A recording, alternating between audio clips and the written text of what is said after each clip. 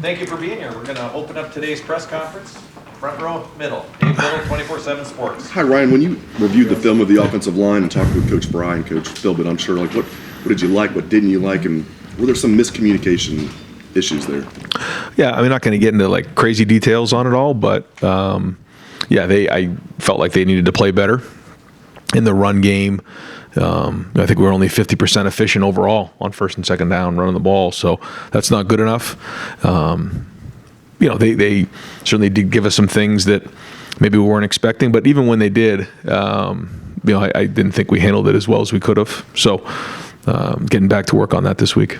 They obviously had some good players on defense. How much do you attribute it to their D coordinator being here last year, kind of knowing you guys? Yeah, I mean, I don't know. I mean, listen, there was times where that didn't play into account at all, and we got to execute better. It's just the bottom line. And I think what happens sometimes is when you get into preseason camp and you run plays and it goes on to the next period or the next drill, you don't quite feel the consequences of not executing at a high level, and that's what happened on Saturday, especially in the situational things. But we got off schedule in the run game, and we can't do that. Fourth row, middle. Tony Girdman, Buckeye Huddle. Ryan, you guys had 10 possessions on Saturday, never less than 11 last year. I think you averaged around 13 last year. Just your level of concern there? I mean, I don't know if it's a concern, but it is different. And I also felt like we were on the sideline a little bit more. It just seemed like the game moved slower for whatever reason. But it is what it is. We all have to deal with it. But like I said to the team, it means we have to be more and more efficient. And you might get less possessions in that first half, and so they got to count. And then when we get into halftime, we can't panic. We have to know that, okay, maybe we had one less possession, especially if we defer. And then we got to play really well in the second half. So if you're executing well and converting on third down and doing a good job in the red zone, it's not an issue. If you're not, then it is. But I think to your point, you have to be more and more on top of your execution, because I feel like even 5 years ago, we were getting, like you said, 12 and 13 possessions. You missed one here or there. Okay, we're going to get the ball back and have another opportunity. Not the case right now. Yeah, 15 against Indiana last year. How do you just keep from chasing possessions? Yeah, it's just a different feel. So we had 15 last year and 10 this year. Yeah, I mean that's a lot of football.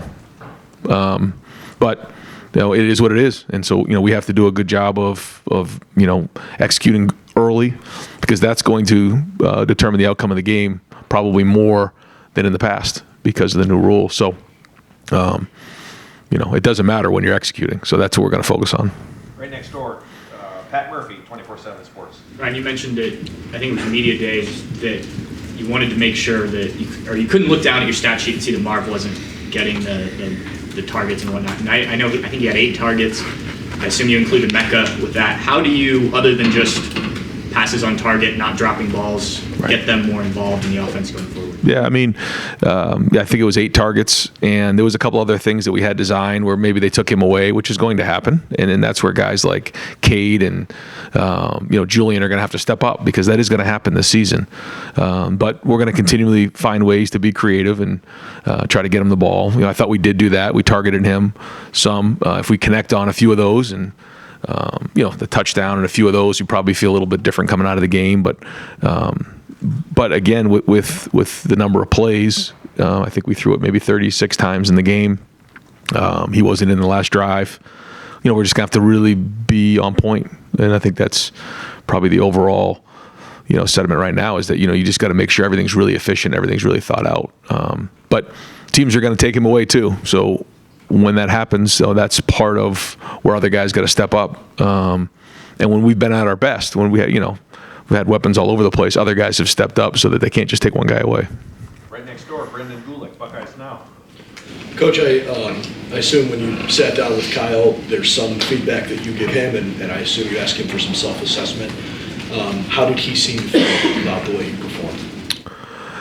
Yeah, you just kind of ask, how do you feel? How did it go out there? And I think we both felt the same way. There was some good moments, some good throws, some other things that you wish you had back.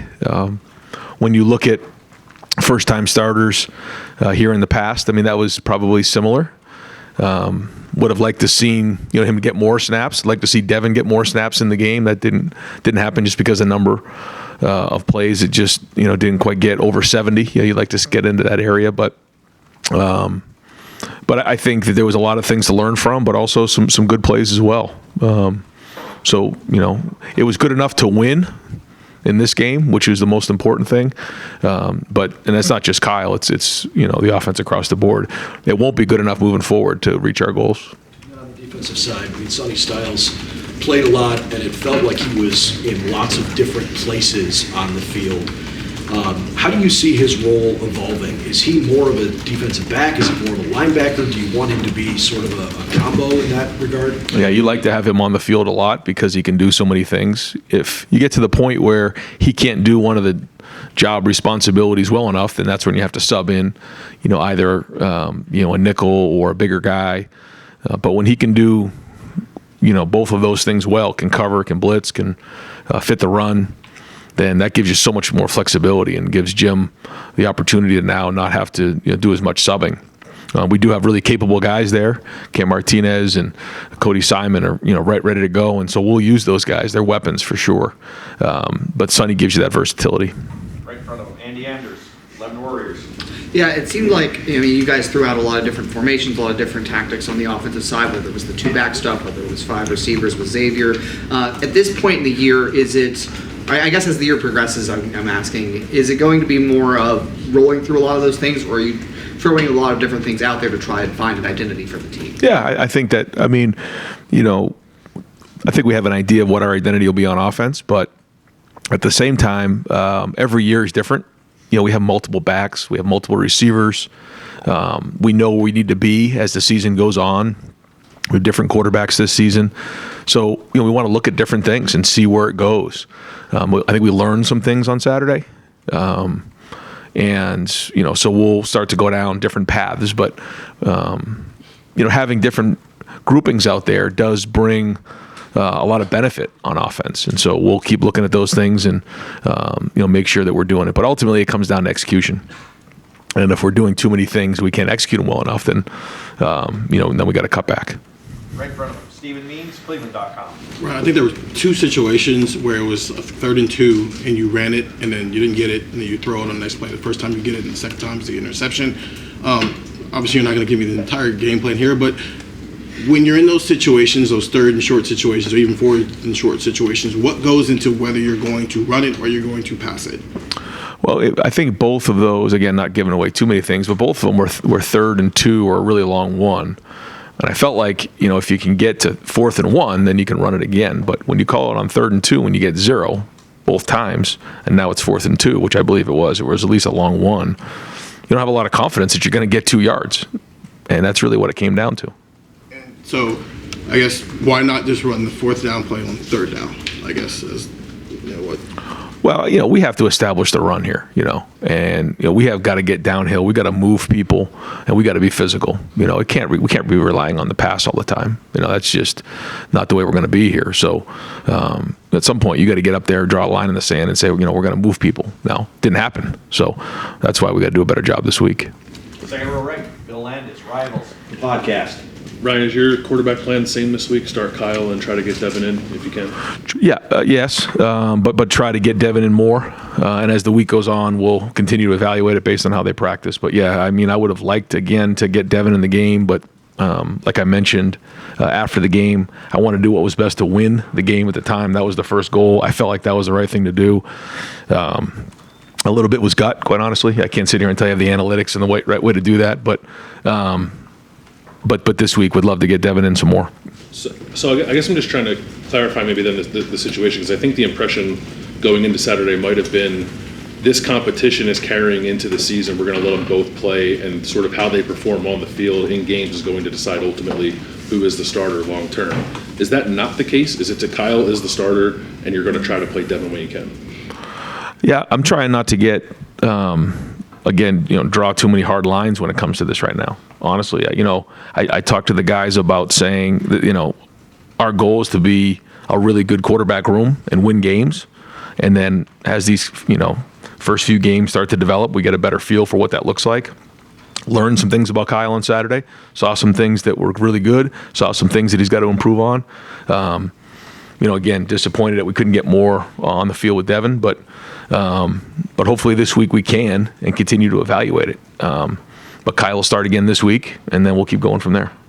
Right behind him, Dylan Davis, Delaware. Is that, just to kind of piggyback on what Bill was asking, I guess, how do you weigh wanting to get Devin in the game, but if Kyle is the guy you're going to put on the field first, every snap he takes is important in his development. So Sure. I guess how do you weight getting Devin time? But Yeah, that's what we're working through now. Yeah, it's if it was an easy answer, I'd give it to you, and I think that's what's unique about this season. And so, I wanted to see if we could get into a rhythm, in the throwing game a little bit with Kyle and some of the receivers. We do that in practice, I thought at times we did, other times we didn't, but we got to find that right formula because it's a long season.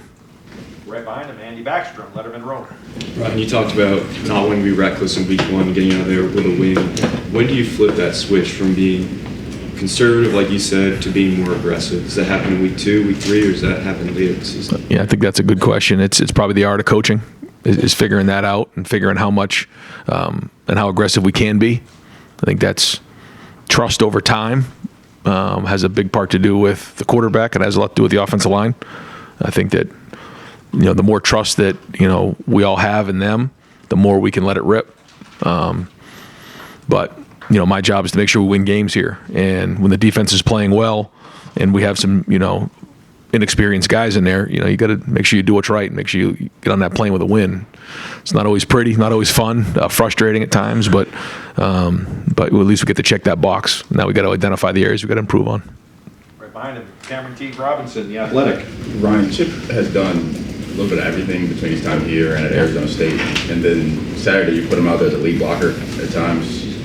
What did you see this offseason that stood out that you thought Chip could be a guy who, I know you want to use these running backs in different ways, but could be a lead blocker as well? Well, you look at his versatility. He can do everything. He can catch the ball out of the backfield. Had a really nice catch on that third down, and I thought Kyle did a nice job of extending that play.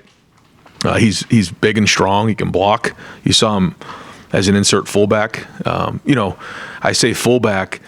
He's not a fullback. He's just a big running back, and there's a lot of things that you can do with that in protection. And then you saw him, just running the ball from the backfield. When you can do a lot of those things, then you can really create stress on a defense. And you saw us do that with Xavier last year.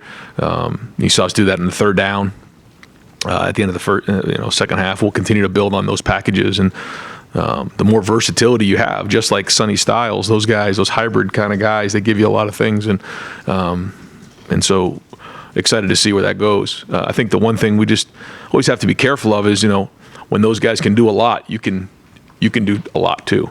We have to make sure we're doing what we do really well and playing fast. You used G. Scott a lot in that the two tight end sets. How much has he grown as a blocker from really just throughout his career, but especially from last year now? Yeah, when you move to tight end, it's a process. That's probably the most developmental position there is in football, in my opinion. You have to be able to run routes like a receiver, block like an offensive lineman, and protect like a running back.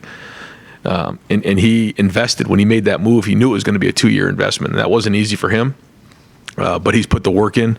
He's out there every day.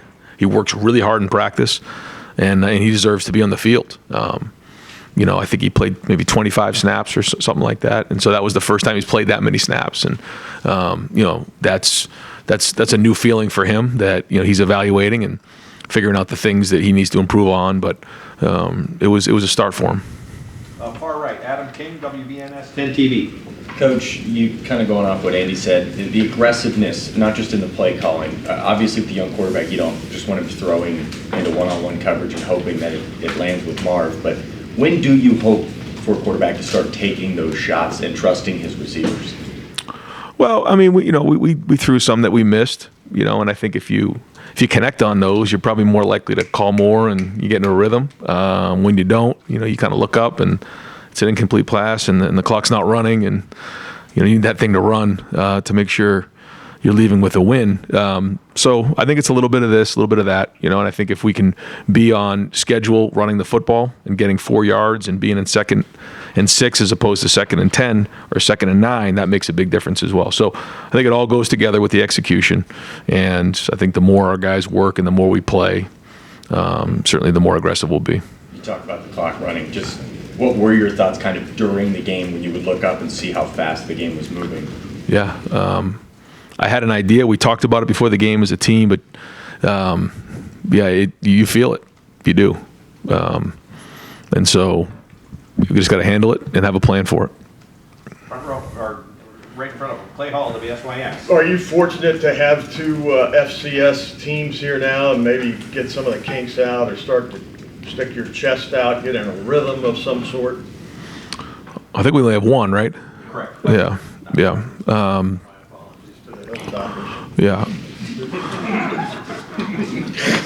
Well, I think it's rarely about our opponent. Certainly, sometimes it is, but we've got a lot of guys that need to get reps and we need to play. So, looking forward to this week. Looking forward to getting more film out there so we can just roll. But I know our guys are excited to have the first home game and certainly being in Ohio University, and certainly with Coach Tressel and his history there, being the president. It's going to be a good afternoon, and we got a lot of respect for the university. But for us, it's about us. It's about us trying to get better and get more film out there and figure out where are we improving, because a lot of people say you improve immensely from week 1 to week 2. And I think that's important. And, it's certainly going to be important on Saturday, but it's important during the week. Today's a Tuesday practice for us. We got to have a great practice. We got to really address the issues. Because when you have that first game, there's certain things that you make assumptions on that you're right on. There's other assumptions that you make that maybe you were wrong on. And then you got to go from there. And I think that's probably why people make that comment about week 1 and week 2. How important is it this defense can carry or play lights out each week to take the pressure off the offense? Yeah, I mean, I don't really look at it like that. I think that everyone's got to hold up their end of the bargain here, and when we're playing complementary football, then we can be the best team in America. But it was great to see the defense get out there and play the way they did.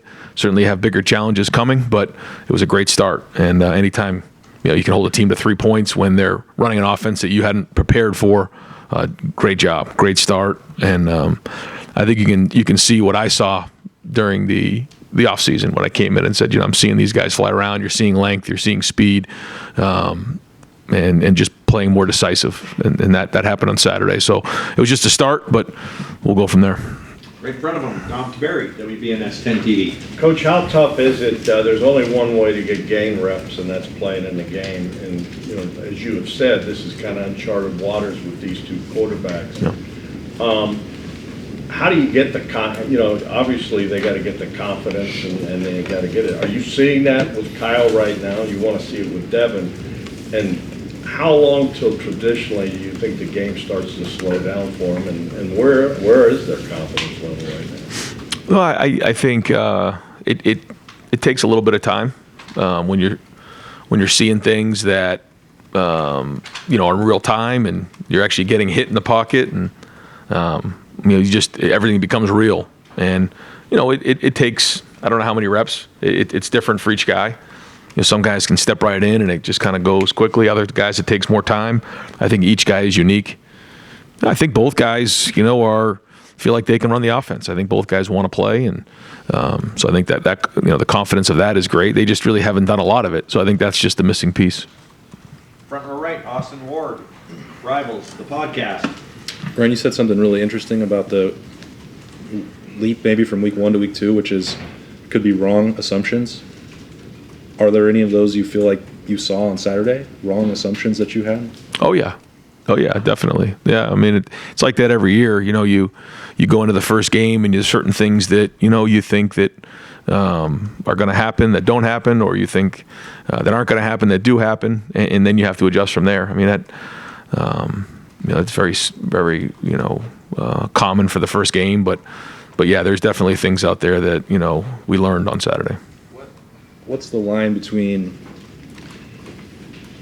figuring out what they are from a small sample size, seeing, because, you said mixed bag a bunch on Saturday, and I asked you about that after the game, but like, there was probably potential in every single unit. How do you determine what's real and what isn't from that amount of reps?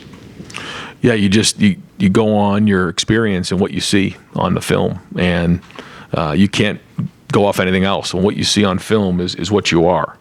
A famous coach said that all the time. I mean, your opinion of who you are is one thing, but what you see on film is actually what you are. And each coach has to identify that. Each coordinator, the head coach. I mean, ultimately, it all comes back on me. So we have to go with what we see on film and make the corrections and then project it from there. Far left, Whitney Harding, WCMH. Ryan, when you schedule some of these games between, let's face the Big Ten or the bigger games, some of these smaller schools present something that is maybe something you want to face or work on. Might be too early in the week to ask, but is there something Youngstown State does that you guys would be good to prepare and get ready for specifically? I mean, I think we're going to focus on playing really, really hard and executing really well and being clean. They have very good coaches and they do a really nice job. I mean, they put on the film from last year against Kentucky. They played them really well. It was 31-0, and I forget what the score was at halftime and what the second half looked like. But they ran around and played hard and got to Levis a few times, and so I mean they're going to come in here and play really, really hard. And these are Ohio guys, a lot of them that have a lot of pride. So we're going to focus on matching that intensity, bringing it, playing really hard, and executing at a high level. And certainly some schematic things that we're going to focus on, but that'll be the biggest focus this week. This may be a little bit out of left field, and when you're on the field, you may not notice this. It'll be the first game without Bob Kennedy in the PA role. I don't know if you ever met Bob or that, but your thoughts maybe on that legacy and what it's going to be like to have a different voice. Yeah, a lot of respect for, like you said, the legacy that he left behind, and for so many now, I guess year 7 for me, and for so many others, decades of hearing that voice on game day. It is going to be very different. It kind of comes with all the other traditions at Ohio State. So he will be sorely missed, and certainly did leave a lot behind and gave a lot to Ohio State. Second row left, Steve Hellwagon, 24/7 Sports. Yeah, Coach, I want to ask you about a couple guys maybe we didn't get to see. Jihad Carter, there was a lot of talk maybe he would start there at safety, and I don't think he played. Is everything okay with him? Or Yeah. Do you expect him in the next game or two to see some action? Or I do. Yeah, he needs to have a good week of practice, but we hope to see him play this week. Xavier Johnson was a pretty big part of the offense last year. Is this an indication more that Fleming and Tate are, where they are in the position with that group, and that, or Xavier's still trying to get all the way back? Well, I think it's a good point because, when you look at a couple of the groupings that we had with the 3 tight ends and we had in 22, where we had Chip in there, and then you get into some of the other groupings in 11 and 12, there's only so much you can do. And X is going to play this year. He's going to be a big part of our offense. He didn't get as much as you would have liked. I think that's probably if you say one of my biggest concerns about, the number of possessions coming down, the number of plays across the country coming down is, we have a lot of guys who deserve to play. And so, the number of touches, the number of plays for some of these guys, that does concern me. But Xavier deserves to play, and he will, and he'll get his opportunities. Third row left, Dan Hope, 11 Warriors. Ryan, what did Josh Proctor do to earn the opportunity to start, and how do you feel like he performed out there? He's been consistent, and that's something that's always been a focus for Josh, is his consistency. When no one ever really questioned his effort, and so he needs to be a major contributor for us. He needs to be consistent, and that's somebody who's been in the program as long as he has. That's what he needs to bring, and so he's played a lot of football games. You think back on even when he was young. So we need that, and then Malik and Jihad will also be back there in that position. Jihad can kind of move to the bandit where Lathan is, but we need him to be consistent, and we need him to be a veteran guy, and he showed up. Yeah, he graded out a champion and played well. See Josh continuing to be the starter there? Yeah. I mean, unless something comes up here, but I mean, I think you'll see those other guys play. But Josh right now, has earned the right on the field to be the starter. Deep right, Spencer Goldbrook. Letterman Row. Ryan, it seemed like there was some, maybe not chemistry issues, but just a little bit off with some of the wide receivers. Kyle and Cade seemed to be really clicking on Saturday. Have you seen that, and how much does that help your offense, where if you can get the ball to Cade, and maybe it opens up other things where you might have thought the opposite at the beginning of the season, where the receivers would open up for Cade?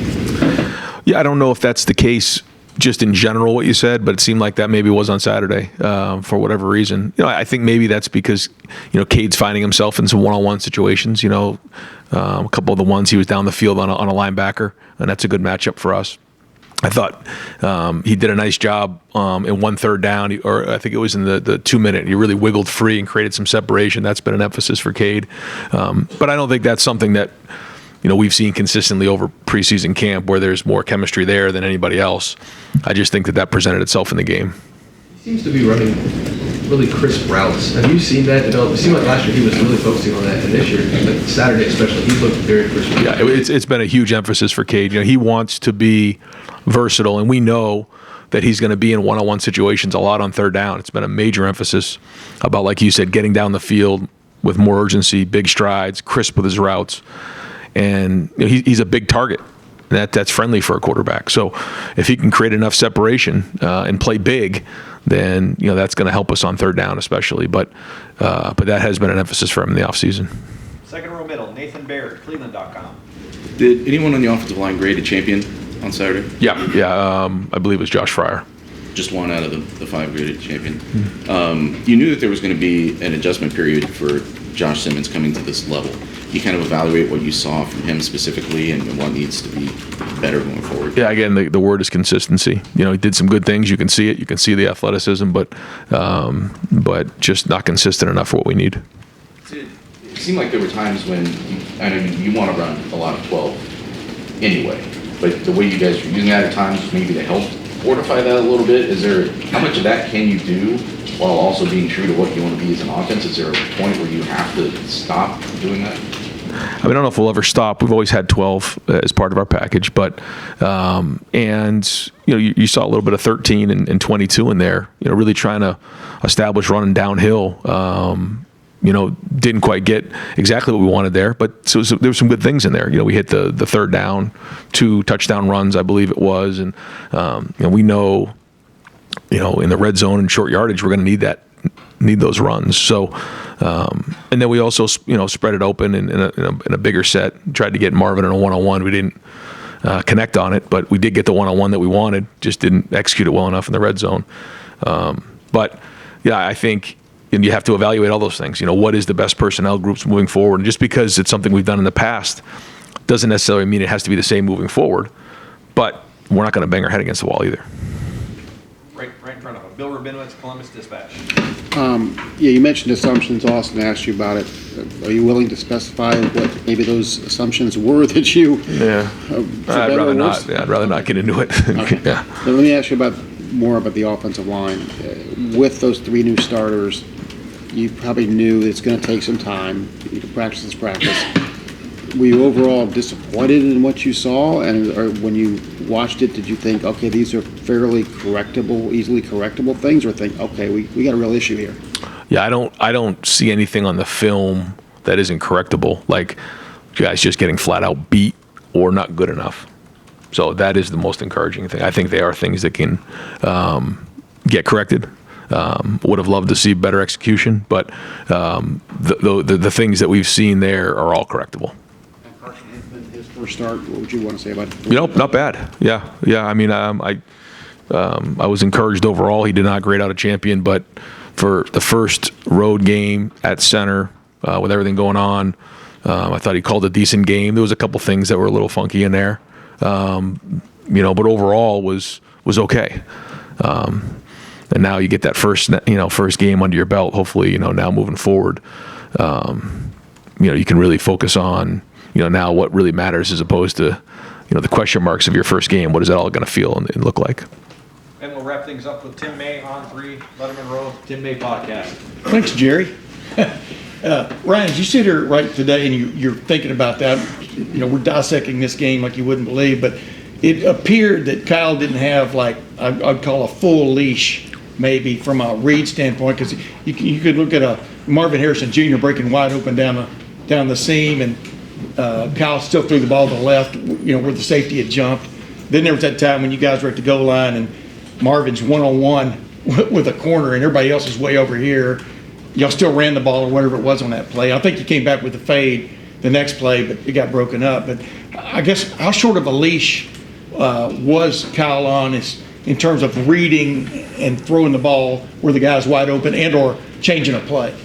That's a lot now. No, I know what you're asking. We have plays that are full field progressions. We have other plays that are kind of 1 to 2, and we have all of those in the arsenal. And there are certain plays where I think we did a decent job of reading it and getting it to where it goes. Other parts where we got to continue to see it a little bit better. But overall, I thought it was pretty well done. To sit here and say that we have everything that we had for CJ last year in how we're doing things right now. No, that's not it. But we didn't have that for him as he was a starter, 2 years ago either. So the more we can execute, the better we can see the things and make sure our eyes are right and deliver the ball and execute the plays. Then the more we can build on it. But we want to make sure that we're doing the right things for our guys, and that's up front and in the passing game to execute them. That's our job as coaches, is to put in the right environment to be successful. So hope that answers your question. Yeah, and the other thing, critics are all over the place, of course, about, why didn't he name a starter and just go with this guy? What's the quandary about between him and Devin? You've explained this to us several times. Devin deserves this look, right? Mm-hmm. I mean, the way he's played. Are you writing this textbook as you go about how you come up with a starter in this kind of situation? I mean, does it feel like that? Yeah, like I said, when you watch Devin, he deserves to play, and he's played that way throughout preseason camp. The first game came and Kyle started, and he'll continue to play. He's going to start in the next game, and maybe there's more clarity moving forward. But until we get into these games, it's really hard to do that. I'd love to say, Kyle's a starter and Devin's not going to play, but that's not the case, and that's not fair to him either. It's not fair to the team, So, I don't have, like I said, I do not have a crystal ball. I don't know what it's going to look like. I wish I did. I know everybody wants to know what it's going to look like, but we'll just keep grinding on this thing and keep trying to find wins, because we know it's a long season, and ultimately we have to find out what is best for our team. We felt like, we had to go get a win on Saturday. I wish it was cleaner across the board. It wasn't, but we got the win, and now we identify the things we got to get better at and see what it looks like this week. Thanks, Yep. Thank you very much. much. Okay, thank you. Yep.